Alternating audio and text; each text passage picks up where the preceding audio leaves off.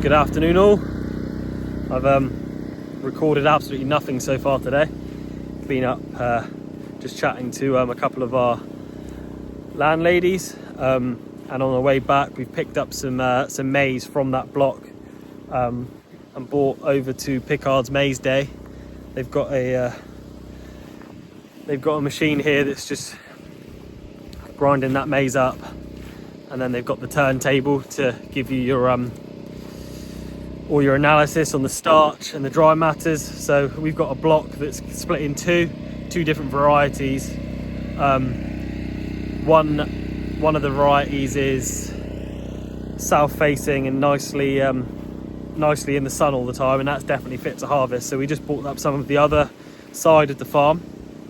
The starch readings at about, well, high 32%, and the dry matters at an average of 28, so it's not quite there as yet. But so we've got one side of the farm that's fit to go and one side that's not, but it's interesting to find out, just so that we know and that we're not kind of arriving in the field and finding that it's not fit to go and wondering what to do, whether to take the hit on dry matters or whether to leave it and go somewhere else. So we thought we'd come up. It's definitely worthwhile testing it, and we know that a bit of dry weather now, a week's dry weather, and we'll be good to go. So yeah, that's where we've been this morning. Just gonna have a chat now with Luke Woodman, because he's just rocked up in the field, Pickards agronomist. See what he knows and what he's got to tell us. So Luke's just brought us into the maize trial just to have a look at some of their preferred varieties.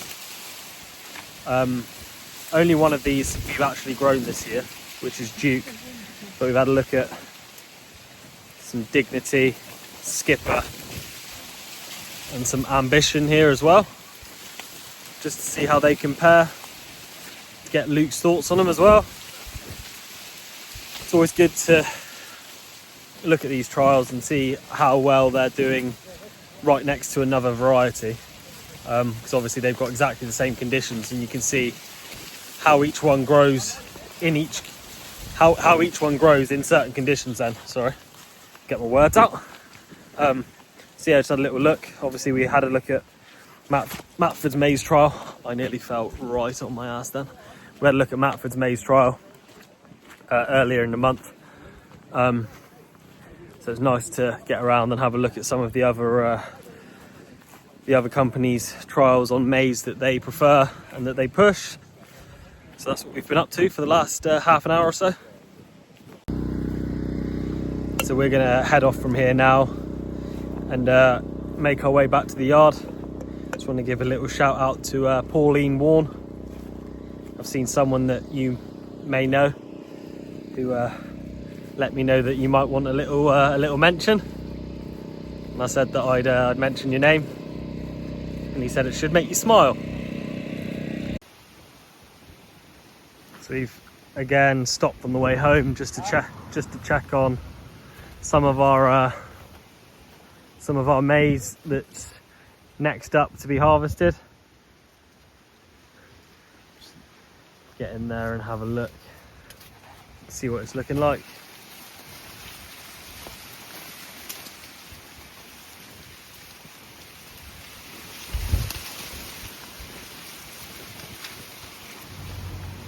What do you reckon, Steve?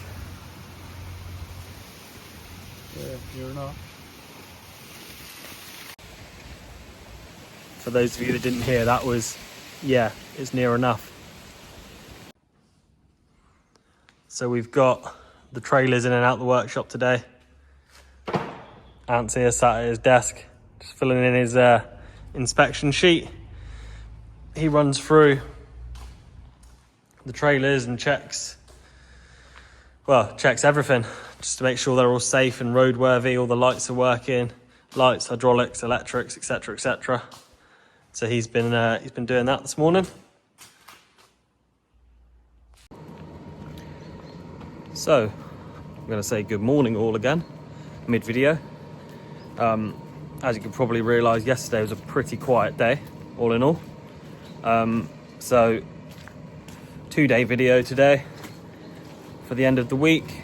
The weather's a bit brighter today, so hopefully we will be attacking some maize very shortly.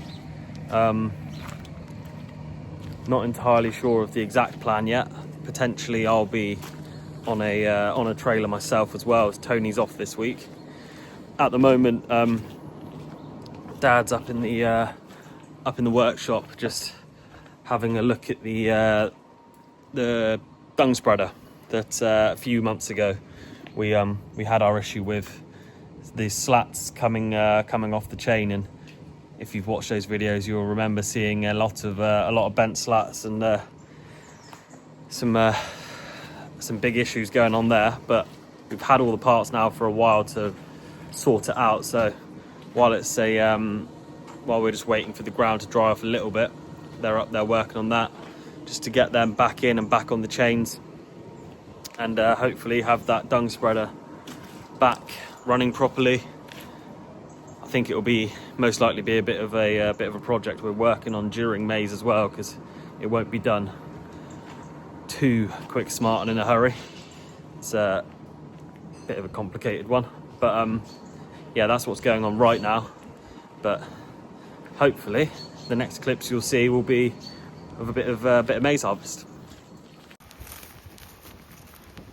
So I've had just about enough of this weather, because since the last clip we've had 3 fairly heavy downpours and now it's coming down again. So I quickly popped out just to catch up with Flyn, so that I do at least have some kind of tractor video to show you while he's out hedge trimming. So the reason Flyn was stopped when I came in, got a flail come off, so we're just going to replace that one, that bottom one there. Just a slight bend in the metal here, so we've got to get this back around so that we can get the bolt through. Just take it, fucking. We ain't got the right saw ready, have we? So the dung spreader's being worked on. See, the slats are getting put down. Everyone's got to watch their hands, because Josh is pulling the chains, and he's the second strongest man in Devon, and he's catching people's hands in the chain. Oh, that's us. Who's the first strongest man, Tom? Well, me. So we've got all this to go in. He just tried to pull my shorts down. Strange man. So as you've probably gathered, it's been a pretty frustrating couple of days. We've got a few little bits and bobs done, and we've obviously started some winter maintenance jobs that we need to get done over the winter. Ideally we wouldn't have started them this early, but the weather is a nightmare.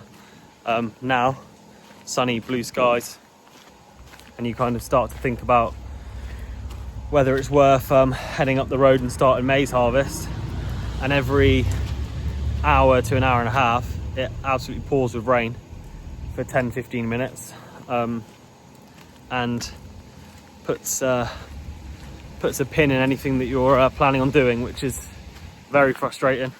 Probably more frustrating than if it just rained for a full day and you knew what the state of play is. So we've been getting stuff done, obviously, things that need to be done to save us time when we're next on those jobs. But in terms of making a video for you all to watch, makes it pretty difficult.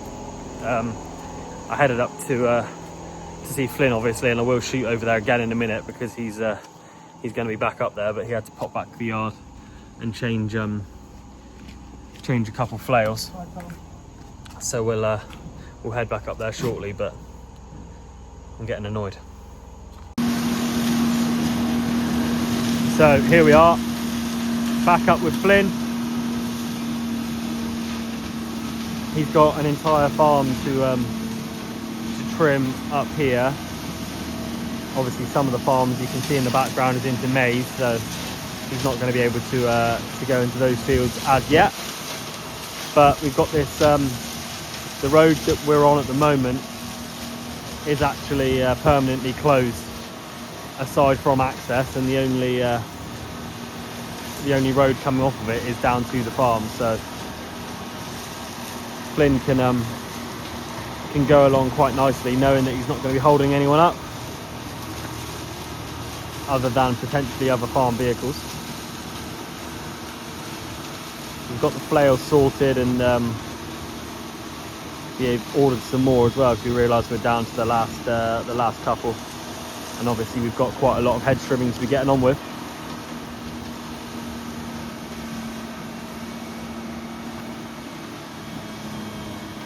You can see from the other side, Flynn has already been down there, and he's done some of the fields as well.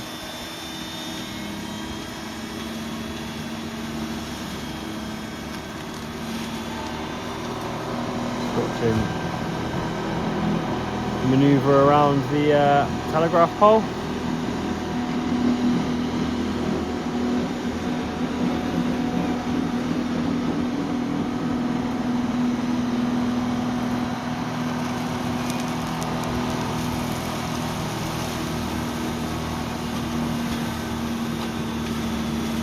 I don't want to get too close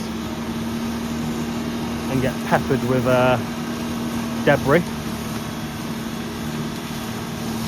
The hedges on this farm, I think Flynn said the farmer came out and told him that last year the tops weren't taken down very much, if at all, so he's been dealing with 2 years of growth in some of the field hedges.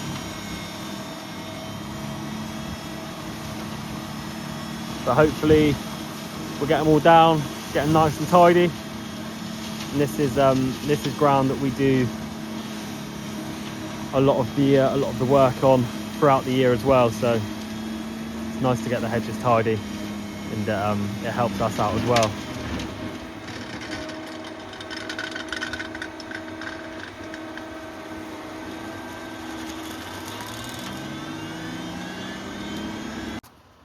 So if we look along this hedgerow, it's obviously bordering a wooded area, but previously some of these branches that are not even high enough for the tractor to pass under were sticking out kind of 5, 6, 7, 8 feet. So we told Flynn just to knock them back a little bit so that the tractors and harvesters can pull underneath them and actually get tight enough to work the whole field without having to dodge some branches. So he's done that, and we'll have a little look around the other fields where we've got similar going on. See, at the moment Flynn is just still there working along the road. So yeah, he's gonna go around the fields and knock back some of those high overhanging branches as well. Just give the place a good tidy up. It's always one of those things from cutting hedges year on year. It's always a bit of a surprise how much they do always grow. Definitely a necessary job. I'm just trying not to step in some ridiculous puddles in this gateway. Yeah, it's definitely a necessary job, especially when you want to utilize all your fields and you've got thick hedges growing into them. And yeah, thankfully Flynn's doing a very good job getting on with it, and we've it's in a way it's probably helped him that it's been a little bit wet this week, because he hasn't been pulled onto harvest other than Monday. So in terms of his trimming, he's got a good head start on it. For the rest of us, we're all obviously quite annoyed at what's going on. There's nothing you can do about it. Today it's obviously been not a washout, but similar to haven't been able to do any harvest. I think tomorrow we likely will be, so hopefully we'll crack on with that in the morning, and I should be able to bring you a video of that as well. I won't be there first thing, as I've got Ronnie in the morning, but hopefully Mum can have him in the afternoon and I'll be able to jump on a trailer and help out, because with a road closure at the moment, our 3 mile run back to the silage plant is going to become more like a 6 or 7 mile run, which obviously in tractors and trailers isn't very helpful. So we'll call it a day there. Yeah, I'm aware this wasn't the most interesting of videos, but I showed you what I could. We've done a bit in the workshop this afternoon, but yeah, the spreader's had quite a bit done to it, which is good because that's a job that was kind of overhanging. One of those things that we knew was going to have to be done, but so they've got on with that. They're putting a few tyres on some rims for the trailers, because obviously inevitably during harvest we'll have blowouts and stuff. So we've got a few things done that need to be done, but for you guys, not the most interesting, unfortunately.